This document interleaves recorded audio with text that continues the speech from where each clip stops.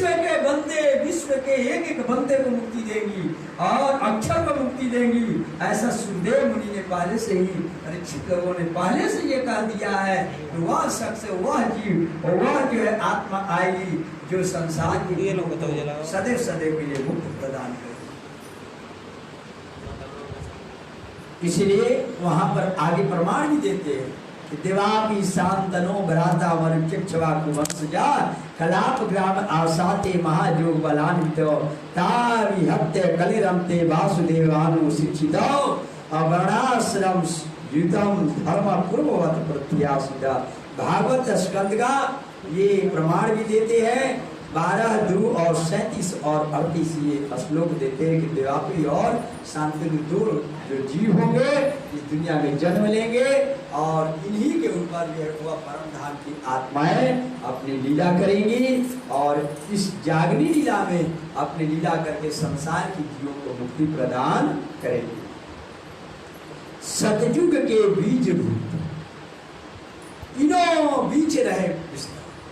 ये सतयुग के बीज है देवापी और शांतनु, ये दो जीव थे जो सतयुग में जिन्होंने तपस्या किया था और तपस्या के फल मांगने पर इन्होंने एक ही चीज मांगा था कि मुझे 28वें कलयुग में मेरा जन्म हो। लेकिन मुझे चाहिए क्या? जन्म तो ठीक है, लेकिन मुझे चाहिए ये कि मेरे ऊपर परमात्मा की लीला, मेरे ऊपर परमात्मा की शक्ति बैठे और अपनी वो लीला करे। जीव मैं बनूं, वो शरीर वो मुझे मिले। इन दोनों जीवों ने, देवापी और शांतनु, ये दोनों ने जो है ये दोनों ने कल्पना किया था, भाव किया था। तो ये इसके बीच तीनों इनको क्या हुआ? जन्म।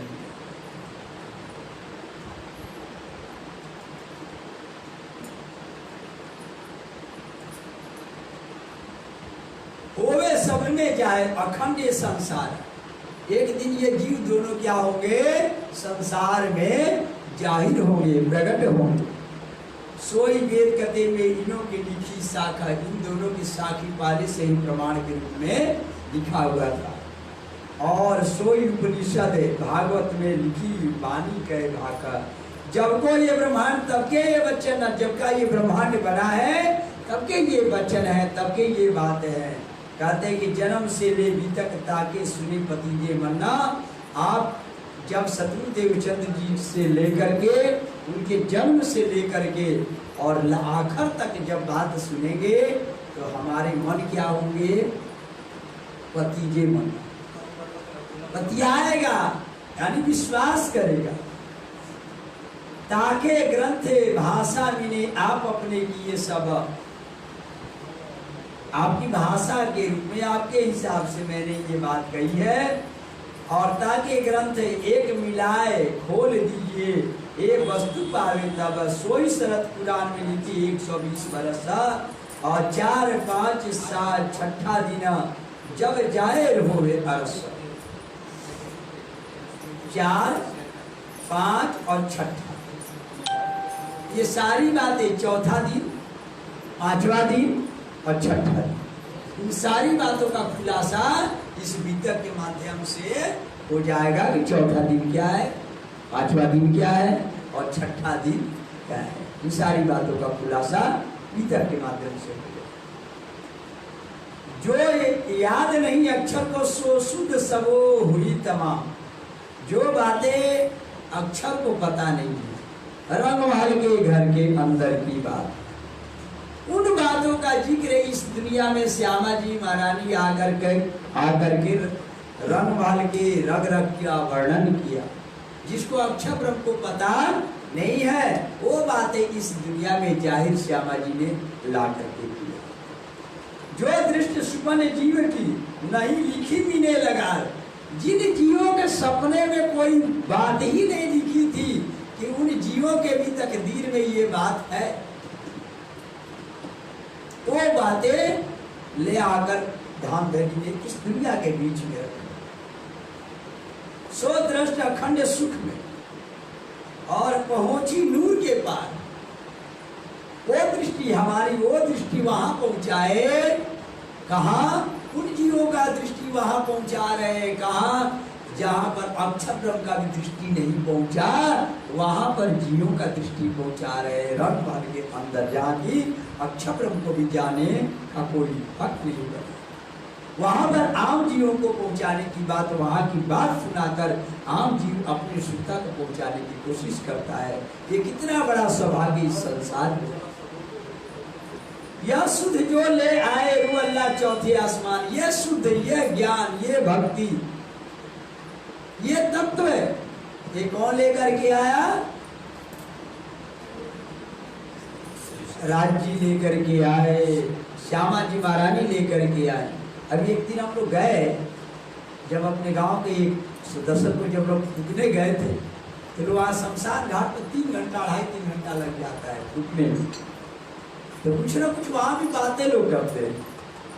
तो अब वहाँ क्या बातें करेंगे? वहाँ उसी की बात करते हैं, दूसरा बात नहीं आता। जिसमें बैराग चढ़ा होता है, क्षणिक बैराग होता है, वही बातें होती है, दूसरी बातें नहीं होती। लोग कहते कि 5 तत्व तो 5 में मिल गया, लेकिन एक वो तत्व ऐसा है जिसके बिना ये 5 तत्व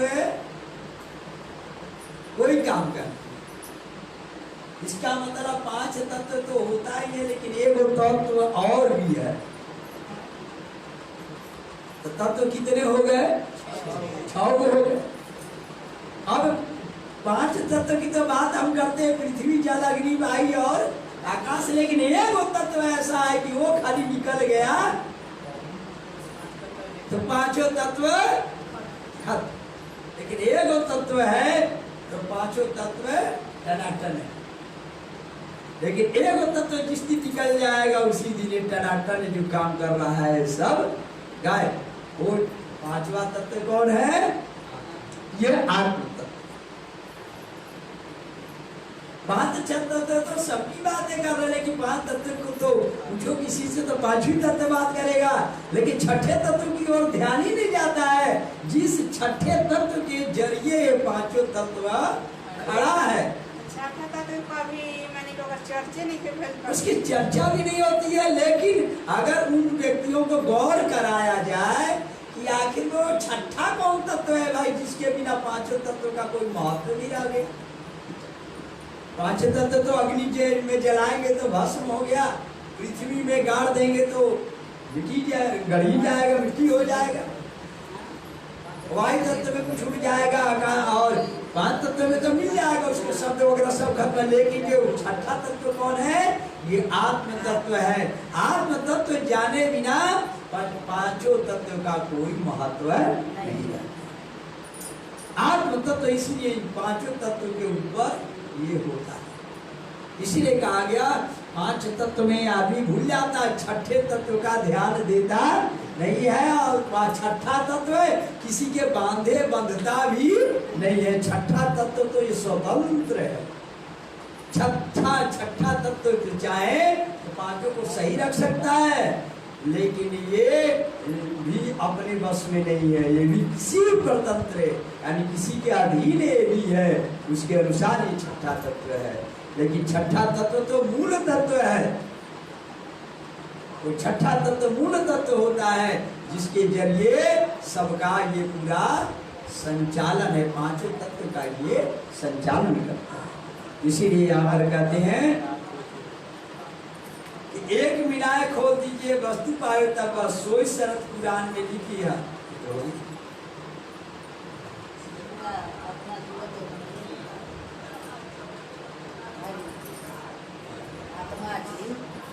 हाँ, यह शुद्ध जो ले आए रू अल्लाह आसमान, जिन स्वरूप की बीता का जन्म से लेकर सो कहूँ आगे सैयनो ये चर्चा सब पर कहते हैं कि इसकी चर्चा जन्म से लेकर जो है आखिर तक जो है आत्माओं की चर्चा होगी, यानी 6ठे तत्व की चर्चा होगी। जब मैं वर्ष 11वां तब मन उपजो विचार में, कौन कहाँ थे आया कहाँ मेरो भर। मरवाड़ गांव में, जो उमरकोट गांव में, उमरवाड़ देश में उमरकोट ग्राम में सतगुरुदेव चंद्र जी का जब जन्म हुआ, जब उनका 11 वर्ष जब उम्र हुआ, तो क्या मन में आया? मैं कौन कहाँ थे आया फिरे तीन देश में, कहाँ है परमेश्वरा।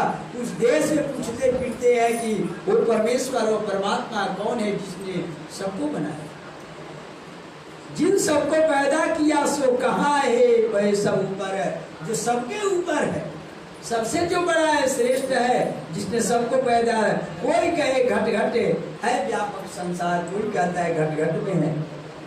तब जानना वह निकट, तब तो समझ गए कि वो कहीं ज्यादा दूर नहीं है। अरे ए ग्रहों में सार एक देवरा तहा रहे तामे मूरत पिंडम से। एक मंदिर था जहाँ उनका गांव था, उसके बगल में एक नदी के किनारे एक मंदिर था।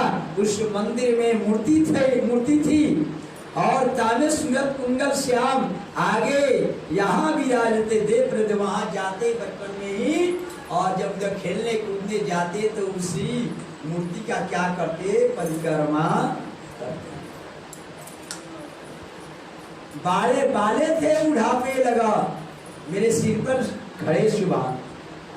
बचपन से ही जिसका जो लक्षण होता है वह बचपन से ही होनहार विद्वान के होता है चिकने बात।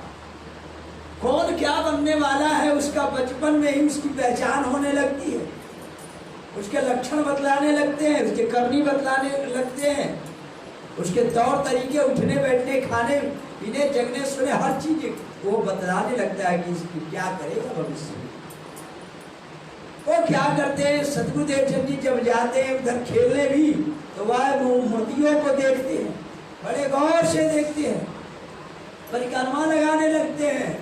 और बड़े जो है जब वो खेलते हैं, लड़के भी, छोटे छोटे बच्चे भी उनके साथ में जाते हैं, तो क्या होता है जब वो खेलते हैं तो कभी कभी वो मूर्तियों को हाथ भी लगा देते हैं, हाथ लगा के छूने भी लगते हैं, तो मूर्तियां भी वो क्या होने लगती, मानो वह जागृत होकर, जिंदा होकर इनके साथ में खेलने लगती।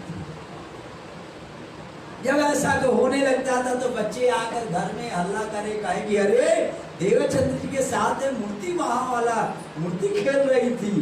तो लोग कहे कि ये बच्चों की बात है, बकवास है, ऐसा कर कोई उन बच्चों की बातों पर कोई विश्वास नहीं करता। इस तरह की लीलाएं होती। ले लोटा घर से चले, उस समय लोटा लेकर के नदी होती थी उस समय, आजकल कहाँ टंकी और समर कहाँ था, उस समय तो वही नदी के किनारे ही नहाना धोना, सब कुछ, हैंड पैप भी नहीं था भाई, कुआं था, पोखरा था, बस वही था। तो वही ले जाते, एक लोटा लेकर जाते, उधर ही जो है सब कुछ क्रियाक्रम करते, नहाते धोते, वही पानी पूजा पाठ भी करते। बचपन से ही जब वर्ष 11वां तब मन जो विचार में कौन कहाँ थे या कहाँ मिलो, बचपन से 11 वर्ष की उम्र से ही ये सब लक्षण पाए जा रहे थे। शुद्धाचार करके फिर आवे न मन में लाज, जरा भी ये सब काम करने में लाज नहीं लगती थी। आजकल के बच्चों को अगर कहा जाए तो उनको तो लाज लगेगा, लेकिन वो जो है क्या करते, लजाते नहीं है, बड़े खुशी खुशी बड़े प्रेम से वो करते हैं, नहाते हैं धोते हैं, जाकर परिक्रमा भी करते हैं, पूजा भी करते हैं, बड़े प्रेम से निर्लज होकर। लाज लगने लगे तो लाज क्या है, अभिमान का प्रतीक है, और लाज नहीं करते, बड़े प्रेम से, श्रद्धा से, प्रेम पूर्वक करते हैं पूजा। और नित्य हित प्रदक्षिणा देवे, एक पहर तक जाकर पड़ते प्रदक्षिणा। एक पहर मतलब ना 3 घंटा परिक्रमा करते, छोटे जब बचपन में ही ये हाल उनकी थी, या कहो मूर्तियों की परिक्रमा करते 3 घंटा। एक बेर मधु मेहता संग जल कसनी देख के इते काहू न आवत मन, लेकिन मन में बात लगी रहती, ये सब तो करते लेकिन संतोष मन में नहीं था। मन में बात थी कि मैं कौन, कहाँ से आया, कहाँ मेरे था, मैं कौन हूँ, कहाँ से आया, किसने भेजा, ये सारी बातें मन में खटकती रहती थी। शरीर ये कर्म करते थे लेकिन मन में जो भाव था वो जाता नहीं था, मन में वो घूमता रहता, सुनता वहां लगी रहती थी। एक बार मधु मेहता संग लेकिन अपने लाड प्यार में अपने लड़के को कहाँ लेकर चले गए, मधु मेहता व्यापार करने के लिए जाते थे, उनका व्यापार करते थे, तो उनको लेकर एक दिन साथ में लेकर इकलौता लड़के लाड प्यार में एक साथ में जाएगा, अच्छा लगेगा। अक्सर यहाँ भी होता है, इतने लाडले लोग होते हैं कि अपने लड़के को लेकर लैट्रिन जाते हैं, वहां भी लेकर जाते हैं साथ में। बहुत लोग गांव में हम देखे हैं, हाँ उनको गांव में मोटरसाइकिल ले जाएंगे, अपने भी जाएगा, उसको बैठा करेंगे, कितना लाड प्यार। तो ऐसे वो मधु मेहता जी भी जो है क्या है कि सतगुरुदेव चंद जी को बचपन में उनको भी अपने साथ में लाड प्यार में साथ में जाएंगे और साथ में आएंगे, अच्छा लगेगा, मेरा लड़का सामने रहेगा। तो लाड प्यार में वो लेकर जाते हैं और लेकर आते हैं, लेकिन सतगुरुदेव चंद जी का जो निगाह है वो तो मन में था कि मैं कौन हूँ, कहाँ से आया हूँ। ये भी जानते थे कि ये सब जो है बातें जो है पूजा पाठ भक्ति के बाद तो संत महात्मा को बताते हैं, दूसरा बता कौन बताएगा, ऐसा उनके मन में बात थी। और उधर जो मरुभूमि होने के कारण कोई भी संत महात्मा कोई आता नहीं था, क्योंकि संत वहां जाएगा जहाँ पानी भरपूर चाहिए। अब 21 बार एक बार वैष्णव लोग या एक बार डोल जाएंगे तो 21 बार बर्तन बनेंगे, बर्तन धोएंगे। तो जहाँ रेगिस्तान भूमि होगा वहाँ 21 बार बर्तन धोएंगे तो पानी कहाँ से आएगा भैया। इसलिए कोई संत महात्मा उधर नहीं जाते थे।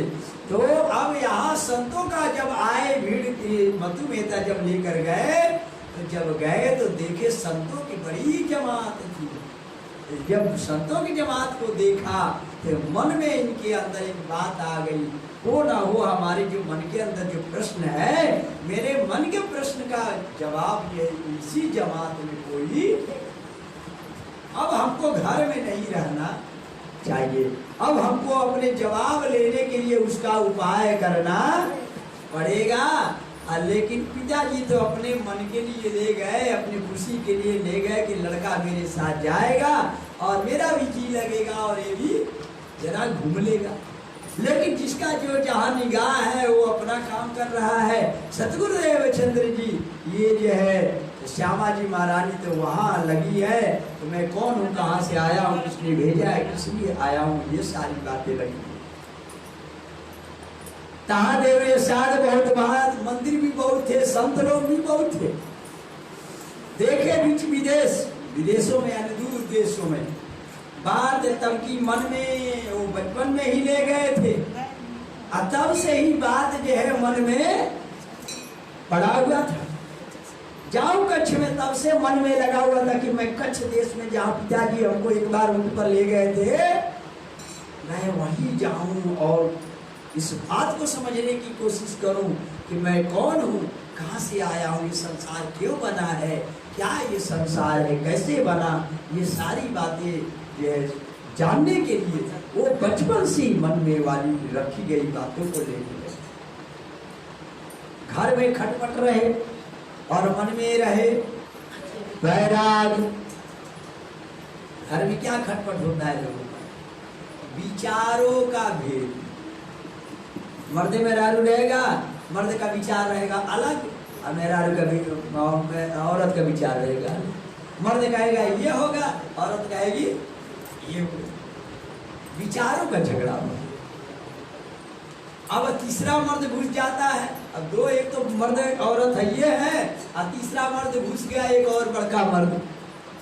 अब राज्य एक बड़े मर्द से जब प्यार हो गया तब संसार वाले मर्द फीके लगेंगे, आज चाहे संसार वाली औरत भी फीकी लगेगी, क्योंकि अब तो जो प्यार अब एक उस मर्द से है, आत्मा के पति रूपी मर्द से, तो भाई संसार वाले मर्द संसार वाली औरत से भला कहाँ प्यार लगेगा, ये अंतर हो गया। अब यह सतगुरुदेव चंद जी का प्यार कहाँ है, परमात्मा के लिए, आत्मा के पति के लिए प्यार है, इसीलिए खटपट होता है। किसी का प्यार परमात्मा में, चाहे पति का हो, परमात्मा में अगर लगा है तो औरत से नहीं बनती है। किसी औरत का प्यार अगर, उसके आत्मा तो एक ही है, चाहे मर्द के अंदर है, चाहे पुरुष के अंदर है, चाहे स्त्री के अंदर आत्मा तो एक है। जिस आत्मा का प्यार अपने परमात्मा से लग गया तो संसार में कोई औरत है तो संसारी है, कोई मर्द है तो संसारी है। इसलिए विचार मिलना संसार में नहीं हो पाता, एक विचार नहीं हो पाता है। इसलिए क्या है, खटपट रहे घर में।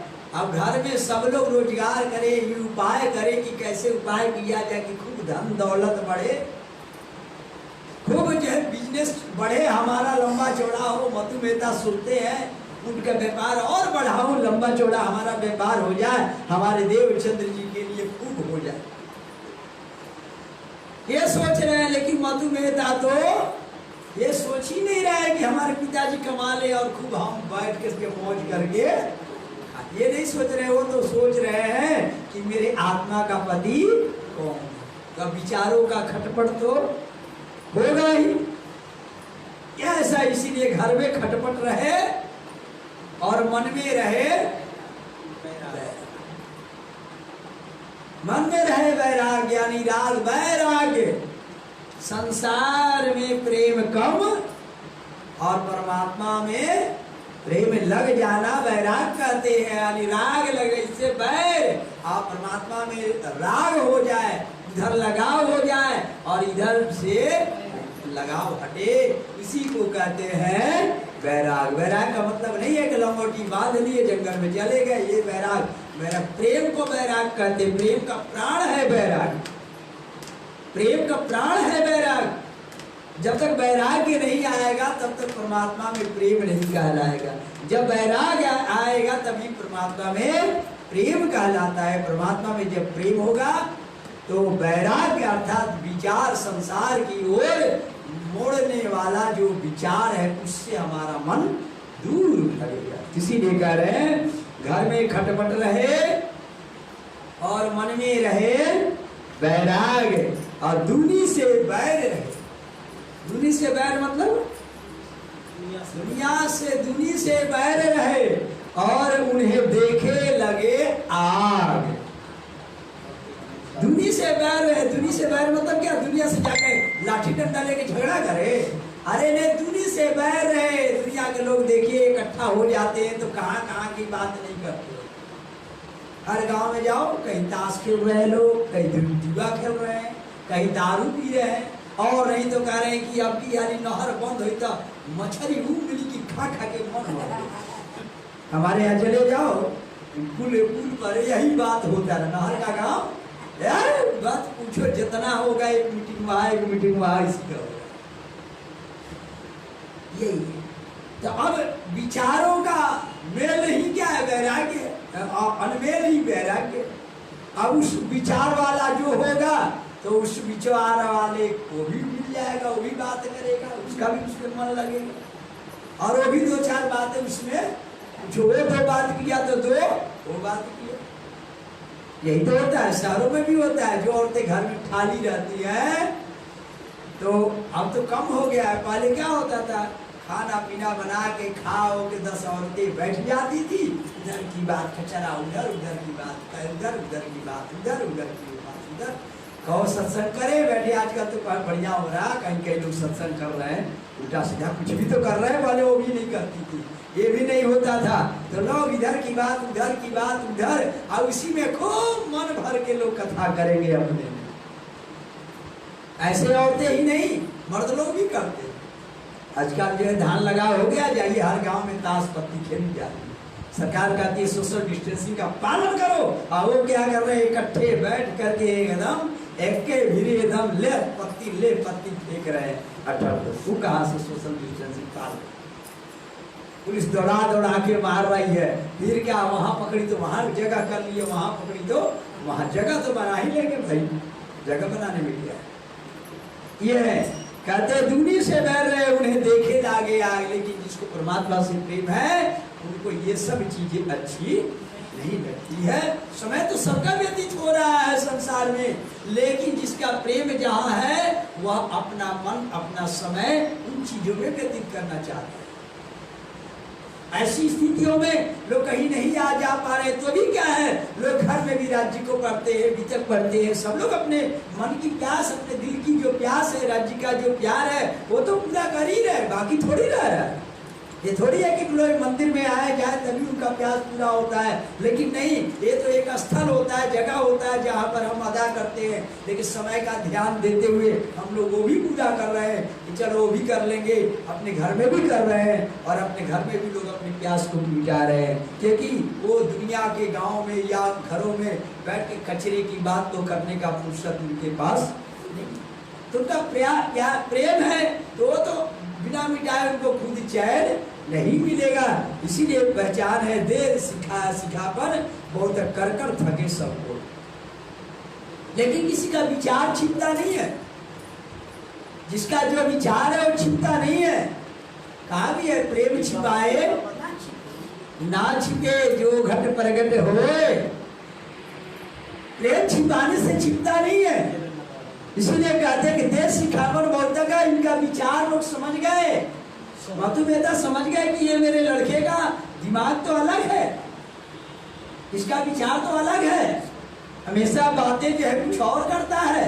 हम इसको बिजनेस की ओर लगाना चाहते हैं, व्यापार की ओर लगाना चाहते हैं।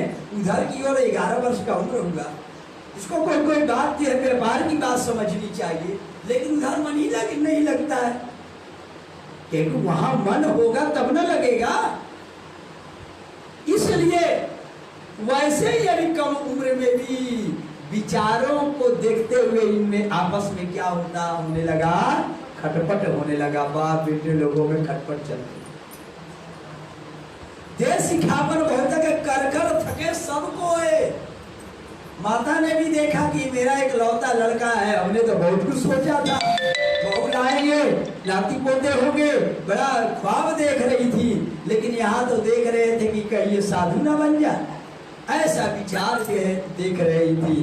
तो एक हिराए जे पीरे ये समझाए सो, ऐसा सोते थे, ऐसा उपाय करे कि इनका मन उधर से लौट जाए, ऐसा उपाय करने लगे।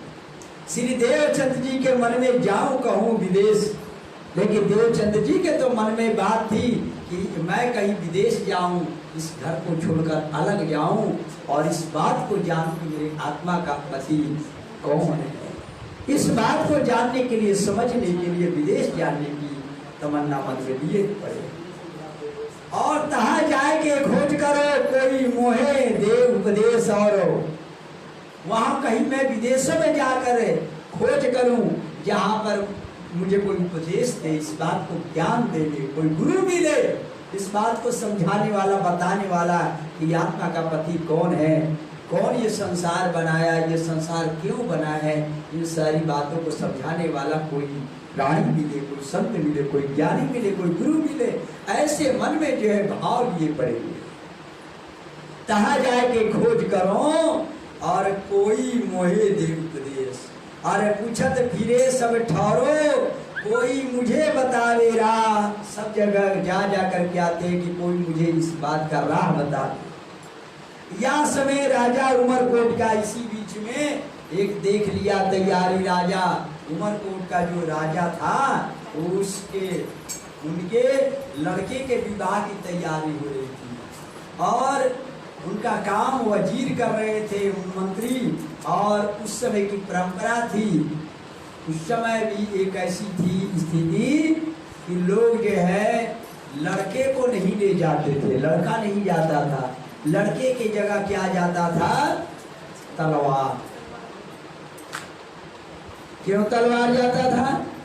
इसलिए कि जंगल का रास्ता पड़ता था आने जाने में, अपने उमरकोट से निकलने में, और रास्ते में कोई चोर जो है अपहरण कर लेगा, फिर पैसे की मांग करेगा, इसलिए जो है वो क्या करते थे, खाना को लड़के को ले जाते।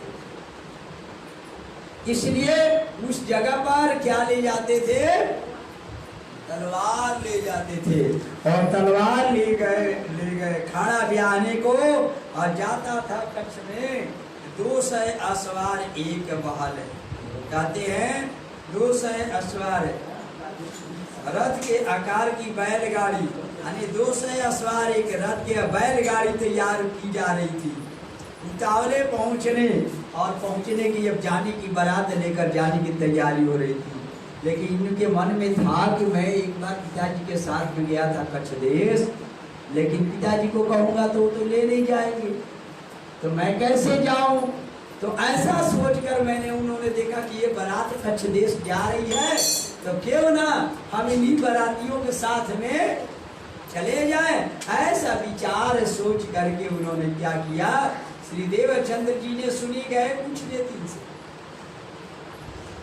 देवचंद्र जी ने सुना कि बारात जा रहा है कच्छ देश को, तो गए पूछने के लिए मंत्री से पूछा, क्या रे मंत्री जी मैंने सुना हूँ कि बारात जा रही कच्छ को, तो क्या सही बात है। लोगों ने कहा कि हाँ, लेकिन तुम्हें क्या बात है। कहा कि हमें भी जाना है। क्या तुम जाओगे कच्छ देश क्या करने।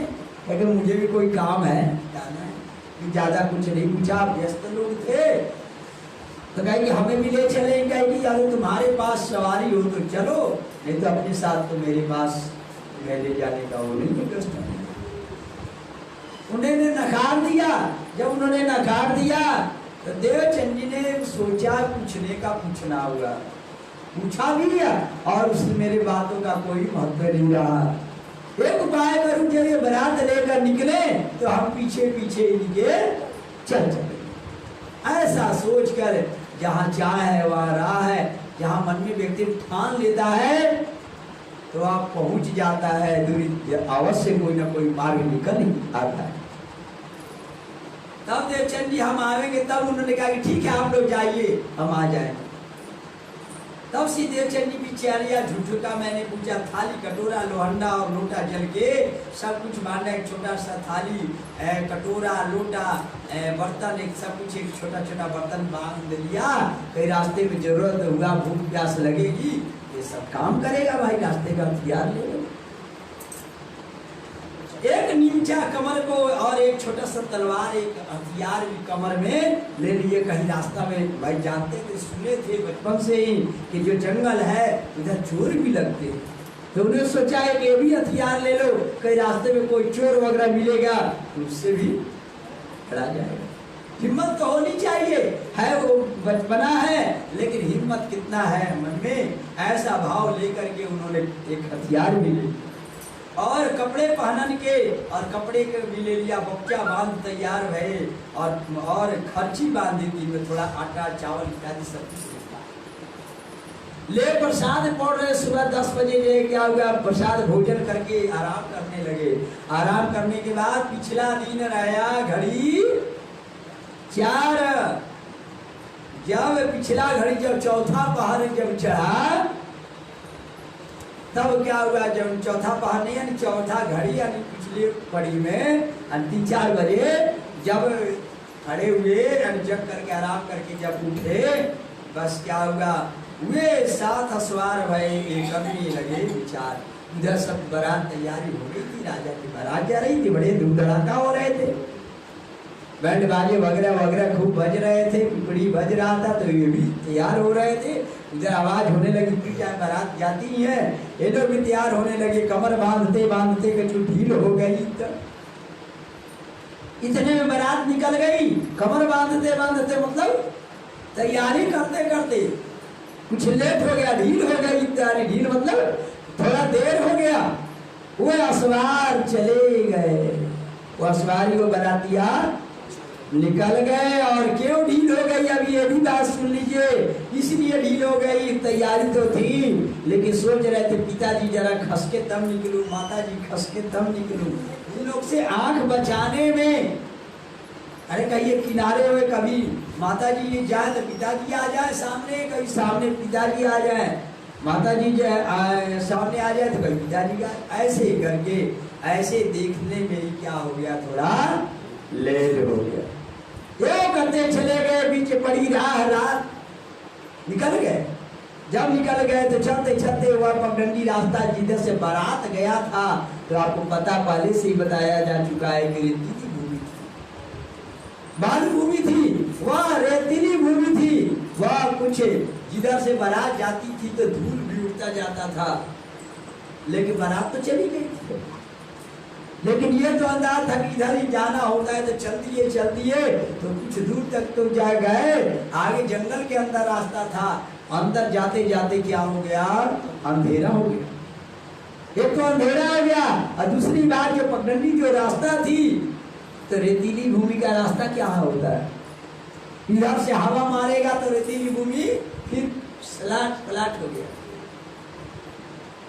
इधर से आया इधर मारा एकदम चिकना हो गया, अभी रास्ता लग जाएगा तुरंत गायब हो जाएगा, पता ही नहीं चलेगा रास्ता। वो तो केवल रास्ता था, कई रास्ते हो जाते हैं जंगल के, ये भी एक बात होती है, एक रास्ते हो तब तो फिर भी कि यही रास्ते है, कई रास्ते हो जाते हैं, अब ये भी एक समस्या था, लेकिन निकल गए तो निकल गए। लेकिन वही कहते हैं जब परमात्मा के लिए जो निकला हो उसको संभालने वाला भी मालिक होता है। परमात्मा ने देखा कि ये तो देवचंद जी घर छोड़ के निकल गए तो संभालने के लिए भी सामने आ जाते हैं, एवं करते चले जाते। एक शख्स दिया दीदार, इतने में परमात्मा आकर के, एक शख्स ने, एक व्यक्ति ने आकर के जब जंगल में गए, आधे जंगल में गए तो एक व्यक्ति ने आकर उनको दर्शन दिया और कहा तो बड़ी